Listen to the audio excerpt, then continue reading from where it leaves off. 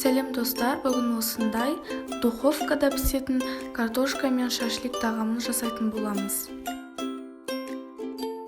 Бірінші картошкаларымызды осылай 3-1 көлемде етіп турап аламыз.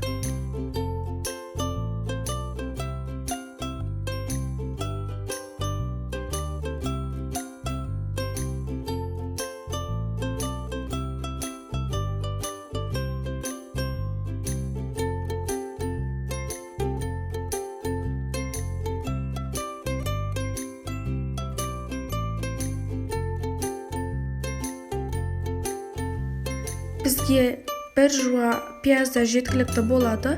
Егер де тағамдарыңыз одан әрі сулы, әрі тәтті болғанын қаласаңыздар, 2 жуа немесе 3 жуа пиязды да қосуға бола береді.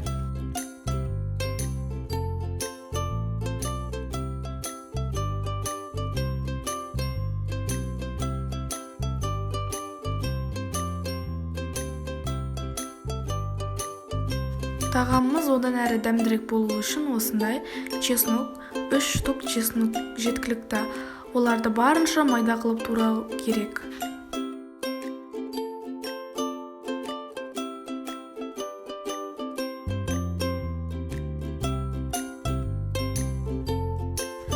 Енді картошкаларымызды маринадтайтын боламыз. Ол үшін бізге 1 ас қасық тұз керек. Және 1,5 чайны ложкадай келетін қара бұрыш. Және де өз қалауларыңызға байланысты приправалар салуларыңызға болады.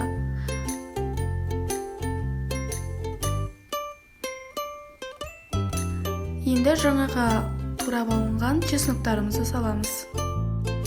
Және де 1 ас қасық көлемінде соя құямыз. Достар, менің парақшамда түрлі торттардың, түрлі тағамдардың және де басқа да тағам түрлерінің рецептері жазылған.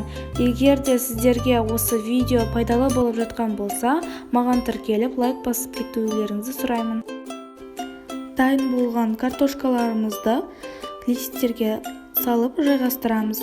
Листтің астын майласаңыздар да болады, бірақ мен майлаған жоқпын, өйткені кейін үстінен майды тамызып шығамын. Сол кезде майымыз барлық жеріне бірдей көлемде тиеді.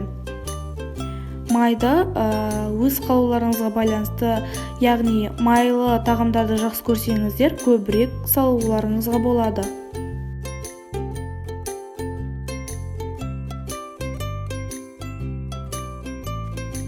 Пияздарды картошкалардың үстіне біркелкі қабатта жайып шығамыз.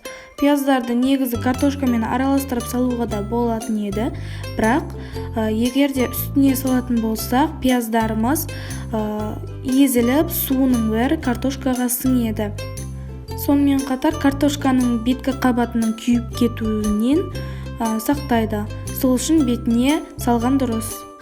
Бұлар қиманың дайын еттері болатын, оларды осындай көлемге келтіріп аламыз. Картошкаларымыз 35-40 минут аралығында пісуге жақын қалған кезде қима шашликтерімізді осылай үстіне орналастырып аламыз. Қима шашликтер 15-30 минут аралығында піседі, оларды аударып тұру керек.